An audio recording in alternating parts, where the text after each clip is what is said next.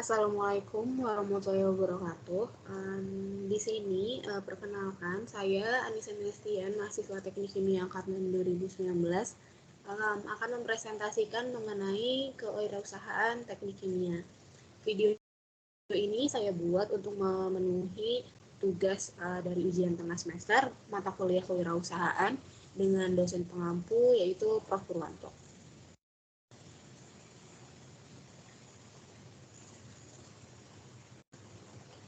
Jadi yang akan saya bahas pada presentasi kali ini yaitu yang pertama itu ada pengertian, yang kedua ada jenis kewirausahaan, yang ketiga itu ada karakteristik dari kewirausahaan atau karakteristik dari wirausaha tersebut, dan juga yang terakhir adalah pentingnya kewirausahaan.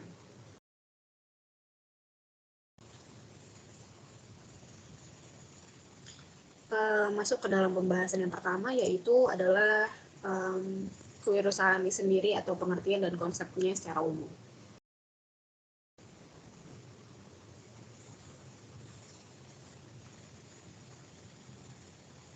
Ya, jadi di sini ada kewirausahaan. Jadi sebenarnya apa itu kewirausahaan?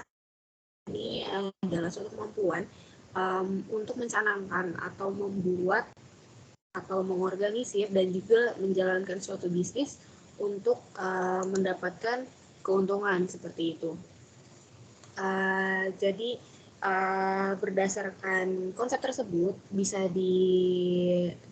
disimpulkan bahwa pengertian dari wirausaha yaitu adalah seseorang yang memiliki kemampuan dan juga keinginan untuk membangun dan sukses dalam bisnisnya meskipun banyak resiko maupun halangan yang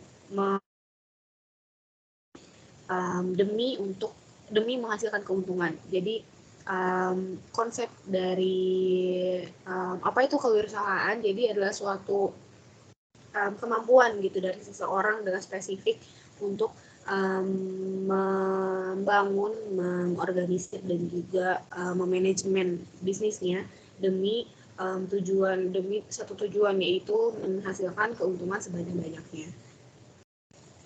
Mungkin bisa di next.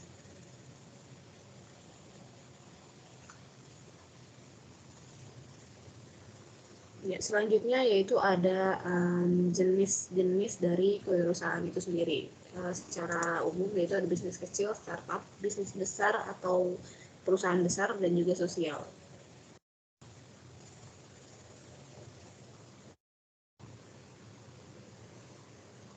Ya, kita memasuki ke jenis yang pertama yaitu bagi jenis bisnis kecil atau ini adalah yang biasanya dijalankan hanya untuk memenuhi kebutuhan sehari-hari, dan biasanya profit atau keuntungan yang didapatkan itu tidak sampai dengan 100 juta atau berjuta-juta lainnya seperti. Jadi memang hanya dijalankan demi untuk memenuhi kebutuhan sehari-hari. Jadi biasanya bisnis kecil ini contohnya itu seperti salon, warung-warung kecil, ada travel agent, juga ada konsultan, ada petani, ada tukang listrik, dan juga segala macamnya. Jadi bukan jenis-jenis perusahaan yang benar-benar mendapatkan profit yang amat sangat besar seperti itu. Biasanya dari bisnis kecil ini dimulai atau dana modal awalnya itu meminjam atau dari bank atau dari keluarga dan teman-teman terdekat kayak gitu. Dan karyawan-karyawan yang bekerja di bisnis ini juga biasanya adalah orang-orang sekitar atau lokal-lokal karyawan yang berada di tempat itu berlangsung, atau dari kenalan-kenalan atau keluarganya seperti itu. Lalu yang kedua di sini ada startup, yaitu startup ini merupakan bisnis yang dimulai dengan visi ke depan yang besar sehingga terus berusaha mencari investor. Jadi kalau misalnya dari bisnis kecil itu memang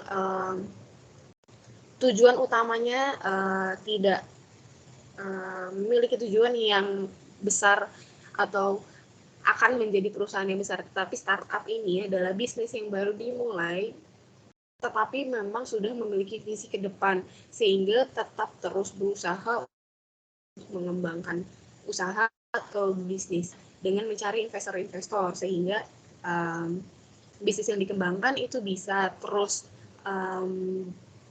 dapat lebih maju, lebih berkembang dan juga bisa lebih melakukan eksperimen-eksperimen sesuai dengan jenis produknya seperti itu. Lalu yang ketiga di sini ada perusahaan besar. Di sini perusahaan besar ini merupakan bisnis yang mempengaruhi pola hidup dengan produk-produk yang dihasilkannya. Jadi biasanya perusahaan-perusahaan besar ini memang produk-produk yang dihasilkan itu sudah masuk ke dalam kehidupan sehari-hari dari masyarakat seperti itu. Jadi kalau misalnya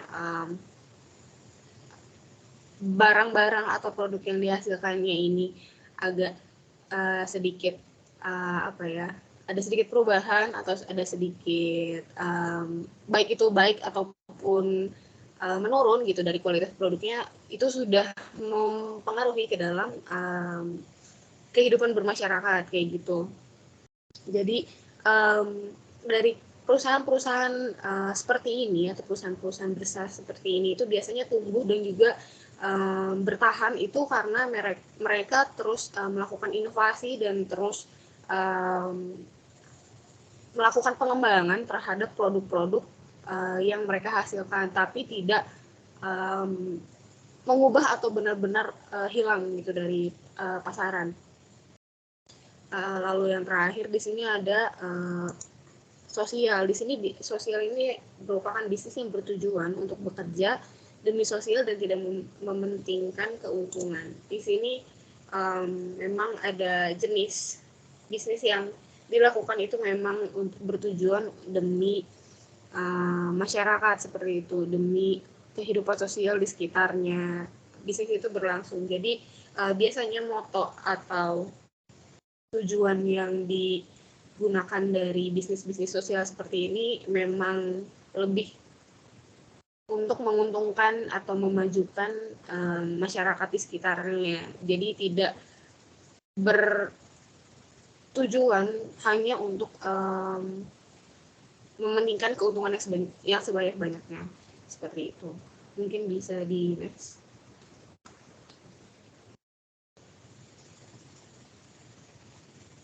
Selanjutnya ada karakteristik yang biasanya dimiliki oleh wirausahawan.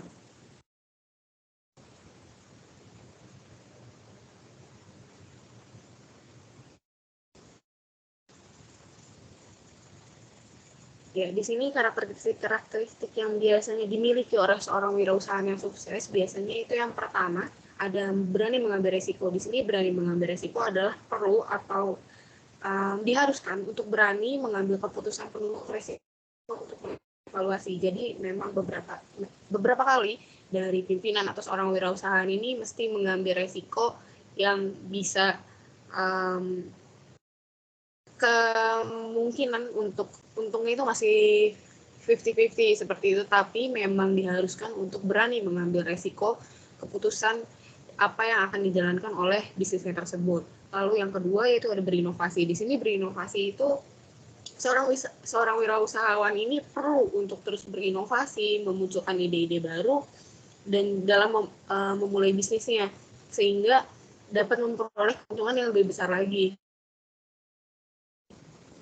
Bukan hanya memunculkan selalu produk baru, tetapi modifikasi atau perubahan dari produk yang sudah ada, mengembangkan kualitasnya, juga termasuk ke dalam berinovasi, dan itu perlu selalu itu agar bisnisnya juga bisa terus berkembang.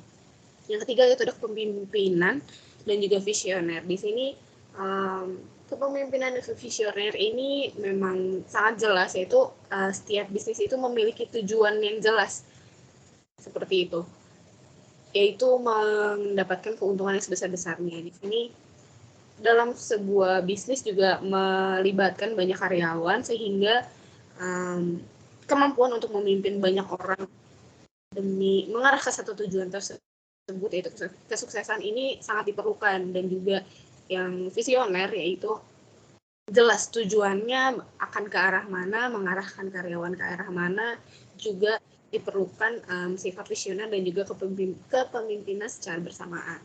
Lalu yang keempat yaitu ada berpikiran terbuka. Di sini berpikiran terbuka yaitu pada setiap kesan perlu dimanfaatkan sebaik mungkin demi keuntungan bisnis. Jadi ada beberapa mungkin situasi atau keadaan-keadaan yang bisa berubah, bisa mendadak berubah atau memang sudah terkirakan atau terprediksi.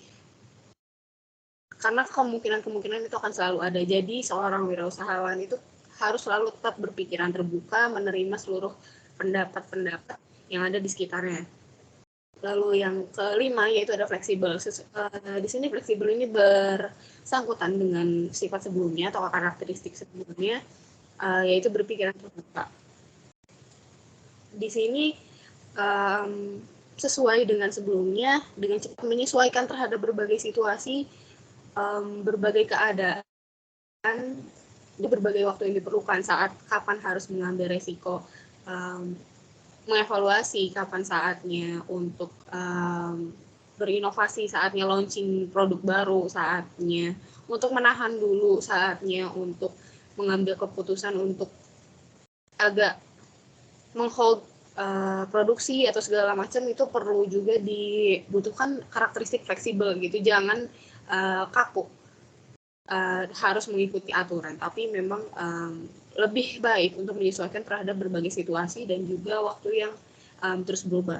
Lalu yang terakhir dan juga tidak kalah penting yaitu mengetahui produk. Di sini jelas mengetahui produk dari yang bisnisnya produksi itu amat sangat penting. Di sini juga dari mengenali produk yang kita buat, juga mengenali keinginan pasar dan juga tren terbaru. Dengan itu bisa membantu perusahaan tersebut atau bisnis tersebut untuk terus berinovasi dan juga mengembangkan produknya, seperti itu. Lalu mungkin bisa di next.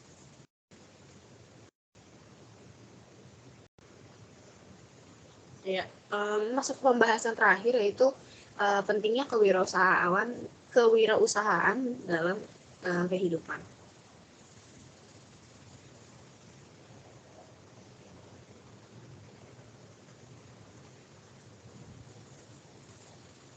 Iya. Di sini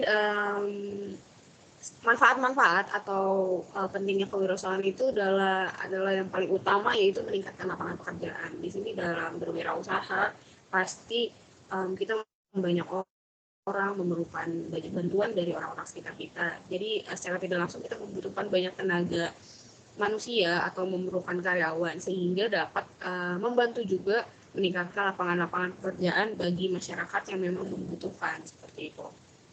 Untuk yang kedua yaitu inovasi. Jadi dengan kita berwirausaha, kita pasti selalu berpikir untuk bagaimana berinovasi, bagaimana kita mengembangkan produk kita, bagaimana kita memunculkan ide-ide baru yang berbeda dengan sebelum-sebelumnya, seperti itu. Jadi mulai dari produk yang kita hasilkan, kualitas dari produk yang sudah ada kita gunakan, teknologi yang digunakan, hingga dari persaingan pasar juga itu selalu berinovasi dan membuat kita untuk selalu terdorong untuk melakukan inovasi, seperti itu.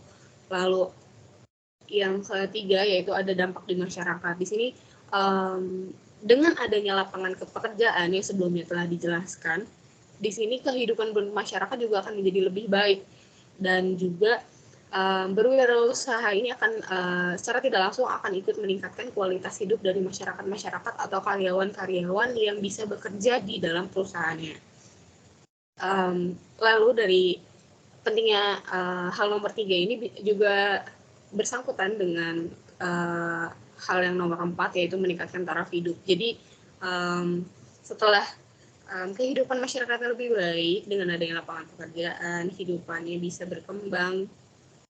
Di sini juga pendapatan dari tiap-tiap orang yang bekerja itu akan naik, seperti itu, sehingga meningkatkan juga taraf hidup mereka, taraf hidup keluarganya, mulai dari bagaimana makanannya, mulai bagaimana dari hidupnya, lifestyle-nya mereka dari karyawan-karyawan juga secara tidak langsung akan ikut berubah apabila memang bisnisnya ini berjalan lancar dan juga karyawan-karyawannya bisa mengelola dengan baik seperti itu. Yang terakhir di sini juga bisa membantu pengembangan. Jadi produk baru yang dihasilkan yaitu akan selalu muncul di pasaran, baik dari bisnis kita pribadi maupun dari saingan bisnis kita. Jadi sebelum didistribusikan pasti produk-produk tersebut itu melalui proses penelitian dan juga pengembangan, sehingga bagi bisnis kita dan juga orang-orang lain di luar sana yang memiliki bisnis satu aspek atau satu jenis produk itu memang sangat membantu dalam pengembangannya. Jadi bukan hanya untuk kita pribadi, tapi juga membantu secara tidak langsung, memang membantu kepada bisnis-bisnis lain yang berada di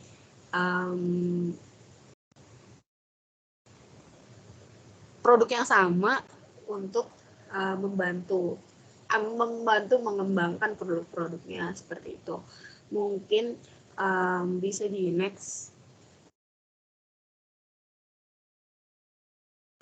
Mungkin bagian dari saya mengenai kewirausahaan teknik kimia. Terima kasih atas perhatiannya. Di sini juga saya sumber yang saya gunakan dalam membuat presentasi ini. Jadi apabila ada kesalahan dalam kalimat maupun dalam kalimat perkataan saya yang baik disengaja maupun tidak disengaja, mohon maaf. Terima kasih perhatiannya. Wassalamualaikum warahmatullahi wabarakatuh.